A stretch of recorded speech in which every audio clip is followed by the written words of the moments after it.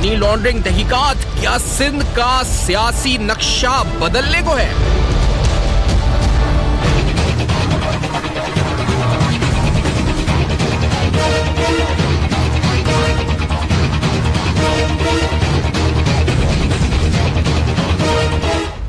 बेनामी अकाउंट्स, जाली दस्तखत, भारी रकूम की तरसील, बेनकाब। अस्सलाम वालेकुम। पसे पर्दा हकाइक सनसनीखेज इंकशाफात प्रोग्राम बेनकाब में हूँ आपके साथ सैफान खान। इंतहाई अहमियत का हामिल केस आज आपके सामने हम रखने जा रहे हैं और इसका चर्चा तो काफी दिन से है, लेकिन डिटेल्स के साथ जब आपके साथ आते हैं तो हम फैक्ट्स एंड फिगर्स और डिटेल्स सामने रखते हैं। और ये जो आज हम बात कर रहे हैं उन जाली अकाउंट्स, बोगस दस्तखत और इसके साथ उसके जरिए तरसील जो रकूम की हुई, और वो रकूम जो है उसकी तादाद अरबों रुपए में बनती है। और उसमें इंपॉर्टेंट तरीन बात यह है कि कहा जाता है कि ये वो शायद पैसा है मुबैना तौर पर तहकीकात के मुताबिक जो किकबैक्स के जरिए, यानी जो ठेकेदारों का कंस्ट्रक्शन के इस वक्त कुछ बड़े बड़े नाम जिसमें शामिल हैं उस केस के अंदर उनका, और ये तमाम उनका पैसा था जो बेसिकली यहां से जिसकी तरसील हुई इन अकाउंट्स के जरिए, इन बोगस अकाउंट्स के जरिए जो क्रिएट किए गए, सिग्नेचर्स बोगस हुए इसके ऊपर। आज एक इंपॉर्टेंट गिरफ्तारी इस केस के सिलसिले में हुई अनवर मजीद साहब की, ओमनी ग्रुप। और मैं इस प्रोग्राम में क्योंकि फैक्ट्स एंड फिगर से बात करता हूं तो जो FIA की रिपोर्ट है, रीसेंट रिपोर्ट है, हम उसकी एक चंद इक्तबास आपके सामने रखते हैं, इक्तबास, और आपको स्पेसिफिक बताते हैं कि चंद पैरा 14 में क्या लिखा है, पैरा 15 में क्या लिखा है, और इस प्रोग्राम को आगे बढ़ाते हैं। क्योंकि हमने इस सिलसिले में न सिर्फ ये प्रोग्राम बल्कि फरियाल तालपुर साहिबा जो इस वक्त आसिफ ज़रदारी साहब की बहन है और इसके अलावा इस केस में फरीक भी हैं, उनसे गुफ्तगू भी की थी कुछ रोज कबल, और उनसे जाना भी था कि आपका मौक़िफ़ मोहतरमा क्या है इस केस के ऊपर। तो उनका जवाब जो था वो भी आएंगे, लेकिन पहले मैं उस जवाब पे आने से पहले ये रिपोर्ट जो फाइंडिंग्स हैं इस पूरे मामले की, उसमें आपको अनवर मजीद साहब के बारे में पहला पैरा बताता हूं, फिर आगे गुफ्तगू बढ़ाएंगे भी, क्योंकि इसमें लिखा है जी आज अरेस्ट उनका हुआ है तो ये रेलेवेंट है, बताना जरूरी है कि तकरीबन 238 million rupees were credit in the above mentioned fake accounts by depositing, जो उन पर इल्जाम है।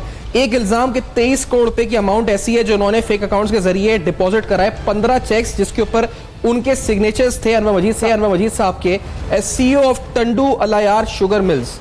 इसके अलावा 50 मिलियन यानी तकरीबन 50 करोड़ रुपए डिपॉजिट हुए, और ये भी फेक अकाउंट्स के जरिए, ये FIA की रिपोर्ट कहती है, by him through various other checks, यानी 15 चेक्स तकरीबन 23 करोड़ रुपए के और 5 करोड़ रुपए के और चेक्स डिपॉजिट हुए। उसके अलावा ओमनी ग्रुप के अनवर मजीद साहब पर ही FIA ने ये इल्जाम लगाया जो आज अरेस्ट हुए हैं कि Anwar Majeed is the CEO, received PKR 390 million rupees from the suspicious fake accounts as described by the flow diagram.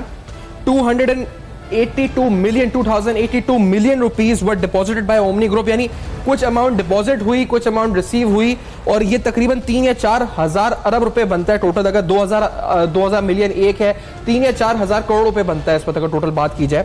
और टोटल जो मजमूई तौर पर ये अकाउंट्स हैं 35 बिलियन, जो लास्ट रिपोर्ट थी FIA की अकॉर्डिंग टू दैट, ये वो थे। और मेरे पास वो तमाम लिस्ट भी है उन अकाउंट्स की। तकरीबन जो अकाउंट्स हैं जिनकी तादाद आपके सामने इस वक्त हम स्क्रीन पे वो लिस्ट भी दिखाएंगे, जिसकी तादाद जो लास्टली थी 29 थी, और 35 बिलियन रुपीस, 35 अरब रुपए का ये पूरा मनी लॉन्ड्रिंग स्कैम था। और ये जो अहम तरीन मामला है, ये जिस तरह अनवर मजीद साहब की बात है, इसके बाद अहम तरीन बात है कि जी पब्लिक मनी की एम्बेजलमेंट हुई, इस पर भी आएंगे। लेकिन फरियाल तालपुर साहबा ने जो हमने पूछा था तो उन्होंने स्पेसिफिक जवाब ये दिया, कोर्ट में मामला है, लेकिन ये दिखाना जरूरी है कि उनकी तरफ से कहा क्या गया था जब हमने उनसे ये सवाल पूछा था। तो लेट्स हियर दिस फर्स्ट। एक इंपॉर्टेंट केस है जिसमें मामला तो कोर्ट में है इस वक्त, यकीनी तौर पे अदालत में आपका वो है, लेकिन आज ही की खबर ये है कि इंडियन मिनिस्ट्री ने आपका नाम ECL से निकाल दिया, आपको जरदारी साहब का नाम निकाल दिया ECL में। उस केस पर नहीं इन पर्टिकुलर, लेकिन जरदारी साहब के करीबी लोगों की गिरफ्तारियां, या कहा जी कि उनका दोस्त गिरफ्तार हो गया, या इधर यहाँ से कोई फला शख्स गिरफ्तार हो गया असले के साथ और ये हो गया, क्या लगता है आपको ये खबरें जो इस वक्त हैं ये और उनके हुसैन लवाई और ये सारे मामला जो हैं इस वक्त, this matter is in the court, मैं इस पर ज़्यादा कमेंट करना नहीं चाहूँगी। मैटर कोर्ट में है, हमारा पैनल ऑफ वकील्स हैं जो इस मैटर को डील करेंगे। और कोर्ट में FIA की कुछ रिपोर्ट्स जो हैं हम आपको बता रहे हैं कि क्या सबमिट हुई। मेरे साथ आज क्योंकि बड़ा इंपॉर्टेंट मामला है, इसके कानूनी पहलू भी हैं कि क्या आगे चल के कानूनी रास्ता इख्तियार किया जा सकता है। जैसे रिटायर्ड शाइक उस्मानी साहब किसी तारुफ के मोहताज नहीं, आज स्टूडियो से मेरे साथ मौजूद हैं कराची में, और ब्रिगेडियर मुसद्दिक अब्बासी साहब साबिक डीजी नैब हमारे साथ इस्लामाबाद स्टूडियो में मौजूद हैं और जो अकाउंटेबिलिटी के हवाले से इस केस के आगे पहलू बढ़ेंगे, हम उस पर उनसे बात करेंगे। तो पहले मुसद्दिक अब्बासी साहब, मैं अगर आपसे स्टार्ट करता हुआ ये पूछता चलूं, क्योंकि ये बड़ा इंपॉर्टेंट है, ये केस तो ठीक है, लेकिन मैं एक बड़ा इंपॉर्टेंट इस रिपोर्ट के अंदर, मुझे किसी ने बताया जी जराए से, कि ये जो विटनेसेस हैं जिनके नाम पर फेक अकाउंट्स खोले गए, ये हॉस्टाइल होते हैं, यानी ये एक आम लोग हैं। अगर कह दें जी A1 इंटरनेशनल कंपनी है जिसके नाम पे इतने अकाउंट्स खोले हैं, वो बंदा कह दे कि मुझसे बयान दिलवाया गया था, या मैं तो बयान पे अपने खड़ा ही नहीं हो रहा, तो फिर क्या होगा? कोई स्टैंड नहीं लेता तो फिर क्या होगा? ये हॉस्टाइल विटनेसेस हैं, ये तो आराम से आगे पीछे हो सकते हैं। फिर इस केस का क्या होगा मुसद्दिक अब्बासी साहब? रहमान रहीम, थैंक यू वेरी मच। बात यह है कि मनी लॉन्ड्रिंग जो होती है, इसमें जो ओरल एविडेंस होती है, जिसमें कोई गवाही देता है ओरली, उसकी इतनी वैल्यू नहीं होती, बिकॉज ये बेस करती है डॉक्यूमेंट्स के ऊपर। एक मनी ट्रेल होती है, कहाँ पे ये प्लेसमेंट होती है, फिर लेयरिंग होती है, फिर इसकी इंटीग्रेशन होती है, तो एक पूरा ये सिस्टम है जो इसमें इन्वॉल्व है। मसलन सबसे पहले जाली अकाउंट खोले गए, जाली अकाउंट से इसको जो लीगल सिस्टम है उसके अंदर इसको लाया गया और फिर जो बेनिफिशियरी उन तक ये पैसा पहुंचा है। तो ये जो मनी ट्रेल है ये डॉक्यूमेंटेड है, इसमें ओरल एविडेंस की या किसी गवाह का रिजाइल करना वो कोई इतनी मानी नहीं रखता। हाँ, जो नॉर्मल क्रिमिनल केसेस होते हैं जिसमें सर्कमस्टेंशियल एविडेंस जिसे हम कहते हैं, ओरल एविडेंस, उसकी वैल्यू होती है, तो सैफान इसमें ओरल एविडेंस है, कोई रिजाइल कर भी जाता है। सिर्फ इतनी बात है कि बैंक्स जो हैं अपने सिस्टम के थ्रू डॉक्यूमेंट्री एविडेंस सामने लाएंगे, और क्योंकि जो 2015 में आपको स्पेसिफिकली मुसद्दिक साहब, अगर मैं आपको बताऊं, एक इंक्वायरी रिपोर्ट FIA की मेरे सामने, जिसमें लिक्यूनास के अंदर ये लिखा हुआ है कि the case of banking offence is purely based on technical hand writing opinion, as the purported account holders are not good witnesses and can become hostile during trial। तो ये लकुनास में लिखा है जी कि ये hand writing opinion, technical hand writing opinion, ये क्या मतलब है मुसद्दिक अब्बासी साहब? ये जो ओपिनियन होता है, ये जब फोरेंसिक में जाता है तो जो हैंड राइटिंग होती है उस शख्स की हैंड राइटिंग से इसको कंपेयर किया जाता है कि आया ये आपके दस्तखत है या नहीं है। लेकिन अभी फोरेंसिक इतनी एडवांस हो चुकी है कि अगर आपने एक जगह पे दस्तखत किए हैं और दूसरी जगह पे आप दस्तखत को चेंज भी कर देते हैं, तो अभी जो सिस्टम है वो ये एस्टैब्लिश कर लेता है कि आपके ही ये दस्तखत हैं, क्योंकि प्रेशर से पता चलता है, कागज़ पे आप प्रेशर एग्जर्ट करते हैं तो उसे पता चल जाता है कि ये इसी के दस्तखत है और ये इसी की हैंड राइटिंग है। अच्छा। तो वो फोरेंसिक का ओपिनियन आता है जो कि उसको सपोर्ट करता है कि हाँ इसी के दस्तखत है या नहीं है। तो मेरा ख्याल है फोरेंसिक इसमें सपोर्ट करेगा अगर उनके दस्तखत हैं। अगर उनके दस्तखत बिल्कुल नहीं है, हर चीज़ जाली है, तो फिर ये देखना होगा कि जो मनी ट्रेल है, पैसा किस सोर्स से आया, कहाँ पे इसकी लेयरिंग हुई और किसने इससे बेनिफिट उठाया। तो ये तीनों चीज़ें अगर एस्टेब्लिश हो जाती हैं तो मनी लॉन्ड्रिंग का केस जो है इसमें एस्टेब्लिश हो जाएगा। अच्छा, और शाइक उस्मानी साहब आपकी तरफ से आते हुए, क्योंकि ये जो मनी ट्रेल है और ये तमाम जो डॉक्यूमेंट्स हैं, एक फ्लो चार्ट है जिसके जरिए एक्सप्लेन किया गया कि किस तरह से कुछ ग्रुप्स है, जरदारी ग्रुप का नाम है, इसके अंदर ओमनी ग्रुप का नाम है, इसके अंदर बहरिया टाउन का नाम है, ये बड़े बड़े बिजनेस ग्रुप्स हैं जिनके नाम इसमें इसके कि यहाँ से पेमेंट आई है, इन अकाउंट्स में गई और इधर से ये पेमेंट इधर इस तरह गई है। शाहिद साहब, ये legally speaking how strong is the case? क्या नवाज शरीफ साहब की तरह जो GIT मामला हुआ था ये उस तरफ बढ़ रहा है, आपको कानूनी तौर पर बढ़ता नजर आ रहा है, या आपको कुछ और एंड नजर आता है इसका? शाइक उस्मानी साहब देखिए, ये जो अभी ब्रिगेडियर साहब ने जो कहा था ये बिल्कुल सही कहा था कि इस तरह के केसेस में जो एविडेंस, डॉक्यूमेंट्री एविडेंस होती है उस पर ही डिपेंड किया जा सकता है। ओरल एविडेंस की इतनी इम्पोर्टेंस इसमें नहीं होती। और अगर बैंक्स में पैसे आते हैं, यकीनन बैंक उसको एक्सेप्ट करता है, फिर उसको ये प्रूव करना कि ये पैसे किस सोर्स से आए हैं, कहाँ से आए हैं और इसमें कौन इन्वॉल्व है, ये कोई इतना आसान काम नहीं है और इसमें बड़ी इन्वेस्टिगेशन करनी पड़ती है और बहुत ही इसमें डॉक्यूमेंट्री एविडेंस की ज़रूरत होती है। तो ये मेरे ख्याल में ये सब चीज़ें जो हो रही हैं और इस पर अगर GIT जैसे आपने कहा कि इस्टेब्लिश हुई है, और जहाँ तक मैं ख़बरें देख चुका हूँ उसमें चीफ जस्टिस साहब ने साफ कहा था कि वो उस किस्म की GIT नहीं बनाएंगे जिस किस्म की नवाज शरीफ साहब के लिए बनाई गई थी। और उसमें एक जो एक्सेप्शन है कि ISI नहीं है, मिलिट्री इंटेलिजेंस नहीं है, जिसका कि बहुत क्लाउट होता है और जिसका बड़ा रूप दबदबा होता है, और जिसकी वजह से आपने देखा कि सारी चीज़ें जो हैं नवाज शरीफ के जो केस में सामने आ गई जल्दी से, वो अगर यहाँ पे नहीं होंगे तो यकीनन ये मामला सुस्त रवि से चलेगा, इतनी तेज़ी से नहीं चलेगा। तो बहुत सूरत इन्वेस्टिगेशन होगी और उसमें टाइम लगेगा। इसकी सुस्त रवि चलने की वजह ये होगी कि इसमें ISI और MI नहीं होगी, या फिर ये होगी कि ये केस इतना स्ट्रांग नहीं है, इसके मेरिट इतने स्ट्रांग नहीं है? नहीं, केस तो पता नहीं स्ट्रांग है कि नहीं, ये तो डॉक्यूमेंट तो मैंने देखी नहीं है कि ये कह सकूं कि स्ट्रांग है कि नहीं। लेकिन जिस तरह की कमेटी बनी है वो एक नॉर्मल ऑर्डिनरी कमेटी है, जो इन्वेस्टिगेटिव कमेटी है, जिस तरह से पाकिस्तान में केसेस इन्वेस्टिगेट होते हैं। और वो जो 2-3 एक्स्ट्रा एलिमेंट्स जो इंट्रोड्यूस किए गए थे, वो जिसकी वजह से वो तेज़ी आई थी, वो इसमें तेज़ी नहीं आएगी और इस तरह से ये मामला सुस्त रवि से चलेगा। जिस तरह आप देख लें ना, मैं आपको मिसाल देता हूँ, जरदारी साहब का केस जो पहले था, जो इनका स्विस अकाउंट्स का केस था, वो आप देखें कितने अरसे तक चलता रहा और फाइनली उसका जो अशर हुआ वो हम सब ने देख लिया।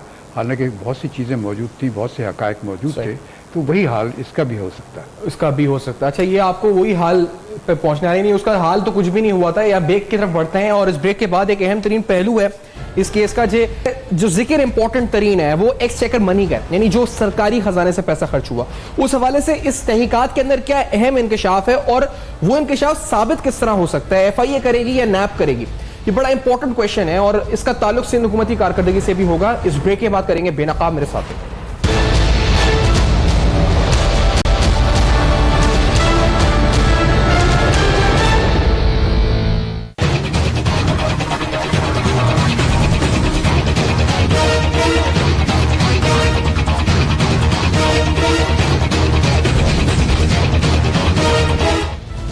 Welcome back. आप देख रहे हैं बेनकाब और बेनकाब में अहम तरीन हकायक आपके सामने रख रहे हैं और ये इंपॉर्टेंट तरीन डेवलपमेंट जो हैं इस केस से मुतालिक मनी लॉन्ड्रिंग के, इनका सियासत पे क्या असर पड़ेगा, सियासी नक्शा क्या तब्दील होगा सूबा सिंध का, ये अहम तरीन सवालात हैं जो आज उठा रहे हैं। एक फ्लो चार्ट में आपको दिखा रहा हूँ और इस फ्लो चार्ट में आपको जिन्होंने रकम क्रेडिट करी और जिनके अकाउंट्स में डेबिट हुई, यानी जो जिस तरह से ये रकम की तरसील हुई, जिन अकाउंट्स के जरिए हुई, वो आप लेफ्ट साइड पर अगर कॉलम देखें तो वहां आपको ओमनी ग्रुप सर फहरिस्त नजर आता है। 2082 मिलियन रुपीस क्रेडिट इन्होंने करी अमाउंट। उसके बाद दूसरे नंबर पे बहरिया टाउन लिमिटेड कराची मौजूद है जिसने तकरीबन 7200 मिलियन रुपीस क्रेडिट किए और इसी के साथ जरदारी ग्रुप के 85 मिलियन रुपीस। और अगर आप इसके राइट साइड पे जाएं तो आपको वो अमाउंट नजर आती है जो डेबिट हुई है और इसमें भी ओमनी ग्रुप, जरदारी ग्रुप और इसके अलावा नासिर अब्दुल्ला लूता साहब का नाम मौजूद है। लेकिन ये FIA की इन्वेस्टिगेशन में एक अहम जो हकीकत है, जो एक जिसका ताल्लुक मुझसे और आपसे है, जिसके लिए हम सब जानना चाहते हैं, वो ये है कि इसमें एक्सचेकर पैसा या ठेकों का पैसा भी इस्तेमाल हुआ है। तो इस बारे में एक इंक्वायरी रिपोर्ट के अंदर एक जो पैराग्राफ है, जो पैरा नंबर 15 है, इसमें लिखा है कि very conspicuous fact is the involvement of certain government institutions functionaries in the case as heavy amounts, और अमाउंट बताइए 787 मिलियन रुपीज, 78 करोड़ रुपए तकरीबन, were deposited by various government contractors in these accounts by cash and checks. Such heavy amounts could never have been arranged from such contractors without direct involvement of highly influential individuals who could force the government contractors to deposit such amounts. Government contractors के 787 million rupees, ये मुसद्दिक साहब, ये तो NAP का case बन जाता है अगर ये सरकारी खातों ठेकों से पैसा गया 787 मिलियन। ये FIA करे इसकी इन्वेस्टिगेशन, कौन करेगा इसकी इन्वेस्टिगेशन मुसद्दिक साहब? इसमें एक तो ये AM anti money laundering ordinance 2009 के तहत ये केस चल रहा है और इसमें जो उसकी आखिरी सेक्शन है वो बड़ी क्लियरली इंडिकेट करती है कि STR जो है, जो सस्पिशियस जो ट्रांजैक्शन रिपोर्ट होती है, वो FMU जनरेट करता है, फाइनेंशियल मॉनिटरिंग यूनिट, जो स्टेट बैंक ऑफ पाकिस्तान की है, और उसकी इस वाबदीद पे है कि वो केस FIA को रेफर करती है या NAP को रेफर करती है। ऑर्डिनेंस के अंदर दोनों प्रोविजन उसके पास मौजूद होती हैं। इस केस में 2015 में इस केस को रेफर किया गया FIA को। अभी देखना ये है कि FIA को 2015 में ये केस रेफर किया जाता है और 3 साल FIA इसके ऊपर बैठा रहता है और इसमें हरकत उस वक्त आती है जब सुप्रीम कोर्ट ऑफ पाकिस्तान इस पर सू मोटो एक्शन लेता है। तो इसमें जो बैंक्स इन्वॉल्व है, मुझे जो लगता है वैसे है कि इसमें समिट बैंक है, इसमें सिंध बैंक है और इसमें UBL है। समिट बैंक किसका है आपको पता है? Sindh bank government of Sindh का है। तो या तो FIA को वो सपोर्ट नहीं मिली डॉक्यूमेंट्री एविडेंस बैंकों से, या वो देवर अंडर प्रेशर कि वो इस इंक्वायरी को आगे नहीं लेके चल सके जब तक कि सू मोटो एक्शन नहीं लिया गया। तो इसमें तो क्योंकि केस ऑलरेडी रेफर हो चुका है, it has gone to FIA के पास जा चुका है। और अभी जो जस्टिस साहब फरमा रहे थे, मैं बिल्कुल उससे एग्री करता हूँ। दो कि अभी जो इंक्वायरी है उसको हेड कर रहे हैं नजफ कुली मिर्ज़ा साहब, एडिशनल आईजी जो हैं, मैंने उनके साथ सर्व किया है। बड़े कॉम्पिटेंट, बड़े ऑनेस्ट और बड़े क्लीन रिकॉर्ड वाले ऑफिसर्स हैं। लेकिन हैविंग सेड दैट, जो जस्टिस साहब ने कहा है कि इसको अगर उसी स्पीड पे या उस प्रेशर के साथ इस केस को चलाना है तो पीछे सुप्रीम कोर्ट ने खड़े होना है। ऑफ कोर्स JIT उसी लाइन पे बनानी चाहिए जिस लाइन पे पनामा की बनी थी, ताकि इसको उस ट्रांसपेरेंसी के साथ या प्रेशर को कम किया जा सके जो डिफरेंट डायरेक्शन से एग्जर्ट होगा इस केस के ऊपर। नहीं, लेकिन आप जिस प्रेशर की बात कर रहे हैं, आई 100% एग्री विद दिस। लेकिन आज आपने देखा है मुसद्दिक साहब, अनवर मजीद साहब अरेस्ट हुए और इसी तरह से हुसैन लवाई जो है वो अरेस्ट हुए। और अनवर मजीद वो नाम है जिसके बारे में हम सुनते थे और सिर्फ सुनते ही थे, आगे कुछ कह नहीं सकते थे या बात नहीं होती थी, और कहा जाता था इज द फ्रंट मैन, कोई कहता था क्लोज एड, कोई कहता था पार्टनर। ये कितनी बड़ी डेवलपमेंट है जिससे आपको लगता है कि जो पेस है इस केस का ये राइट डायरेक्शन में भी है और इसका पेस भी सही है मुसद्दिक साहब? बिल्कुल जी, ये क्योंकि देखिए जब एक तो सुप्रीम कोर्ट ने सू मोटो ले लिया है और ये एक सबसे बड़ा कदम है। अभी सू मोटो के बाद सुप्रीम कोर्ट इस किस डायरेक्शन से, किस स्पीड से FIA को किस तरह से गाइड करके लेके चलती है, तो ये एक वो भी देखना पड़ेगा। और जो JIT बनेगी वो मेरा ख्याल है उसमें ISI और MI के लोग होने चाहिए, एस्टेब्लिशमेंट के लोग होने चाहिए, बिकॉज वो स्वाबदीद है सुप्रीम कोर्ट की। तो फिर इसमें एक वो प्रेशर आएगा केस को चलने का, क्योंकि केस बिलोंग करता है सिंध से और सिंध के बैंक इन्वॉल्व हैं, सिंध का FIA का चैप्टर इन्वॉल्व है। उसको थोड़ा सा प्रेशर से निकालने के लिए जो मेरी ज़ाती राय है, JIT उसी लाइन पे बननी चाहिए जैसा पनामा लीज के केसेस में JIT बनी थी। तो उम्मीद है कि फिर ये केस अभी भी स्पीड से चल पड़ा है और अगली डेट में इसकी 28 अगस्त है, जिसमें इंडिकेशन सुप्रीम कोर्ट ने दे दी है कि JIT बनेगी। अभी JIT की क्या फॉर्मेशन होती है उस पर डिपेंड करेगा कि इसको कितनी स्पीड से केस ने चल रहा है। अच्छा, एक इंपॉर्टेंट बात शाइक उस्मानी साहब, ये जो जरदारी ग्रुप का इसमें जिक्र है, क्योंकि मैं ये नहीं चाह रहा जी कि हम बड़ा चढ़ा के बात इस तरह करें कि बहुत कुछ हो जाएगा या क्या हो जाएगा, जैसे एक सनसनी या स्पेकुलेशन होती है। लेकिन सर इसमें जो अमाउंट है, Zardari group was used to deposit ₹30 million into the suspicious accounts and 85 million rupees were transferred from account of Zardari group to the suspected fake accounts. Sir ये जो अमाउंट है under the signature of miss Faryal साहब, this is not a very significant amount Shaikh Usmani साहब। 30 million, 85 million, और ये मतलब इतनी कोई 3.5 करोड़ या 8 करोड़ ज्यादा से और 1.5 करोड़ भी अमाउंट है, तो क्या यानी ये तो प्ली बार्गेन हो जाता है? आप अगर हैवी करप्शन हुई 8 करोड़ पे मैं वापस कर देते हैं जी, खत्म केस। कितना बड़ा केस है ये 35 बिलियन तो पूरा जरदारी साहब का नहीं है ना, ये तो सिर्फ 8 करोड़ या कुछ इस तरह की बात है। देखिए पहली बात तो प्ली बार्गेन की तो खैर गुंजाइश नहीं यहाँ पर, ये नैब का केस है नहीं, ये तो FIA केस है, FIA इन्वेस्टिगेशन करती है। और ये जो आप कह रहे हैं अमाउंट, इतनी छोटी सी अमाउंट है और इससे क्या ज़ाहिर होता है?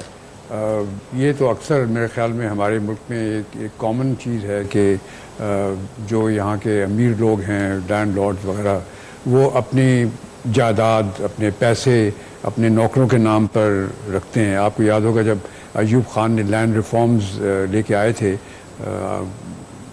पुराने ज़माने की बात है, तो उस वक्त किस तरह से लोगों ने अपनी ज़मीनें जो हैं अपने नौकरों के नाम पे डाल दी। तो ये एक नॉर्मल चीज़ है। अभी मखदूम अमीन फ़हीम का केस आपको याद होगा, जो कि सडनली उनके अकाउंट में इतने करोड़ों रुपए आके नज़र आ गए, कुछ भी नहीं हुआ, कोई पता नहीं चला वो कहाँ से कहाँ है। तो ये एक ऐसी चीज़ें हैं जिसको कि पता करना बड़ा मुश्किल काम है और इसको इतना आसान नहीं है, इतना जितना कि मनी लॉन्ड्रिंग केस में, नवाज शरीफ के केस में तो ऐसा पैसे यहाँ से दिए गए, बाहर गए, एक बड़ी प्रॉपर्टी ख़रीदी गई।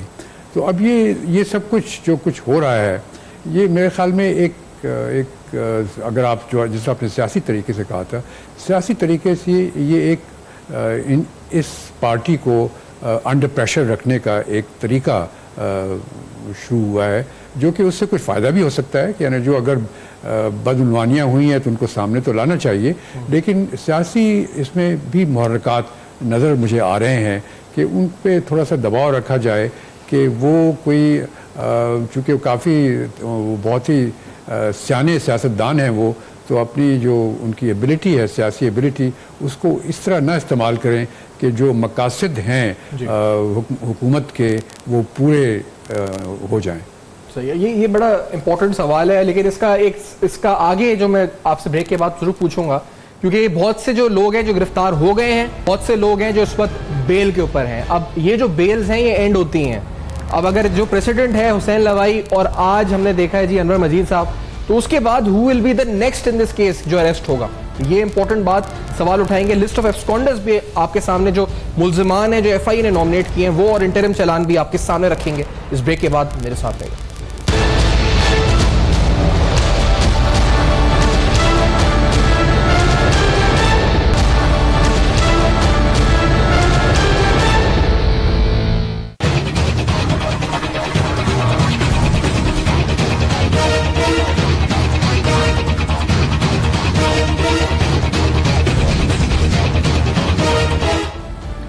Welcome back. आप देख रहे हैं बेनकाब में अहम तरीन हकाइक आपके सामने रख रहे हैं। जो इन्वेस्टिगेशंस है एफआईए की वो अब तक क्या कहती हैं, उनकी फाइंडिंग्स क्या कहती हैं, ये इंपॉर्टेंट तरीन बातें हैं कि किस तरीके से 787 मिलियन रुपीस कहा गया जी कि गवर्नमेंट कॉन्ट्रैक्टर्स का इन अकाउंट्स के थ्रू जो सस्पिशन ट्रांजेक्शन हुई इनमें इस्तेमाल, यानी उन कॉन्ट्रैक्टर्स ने जमा कराया 787 मिलियन रुपीस थ्रू चेक्स।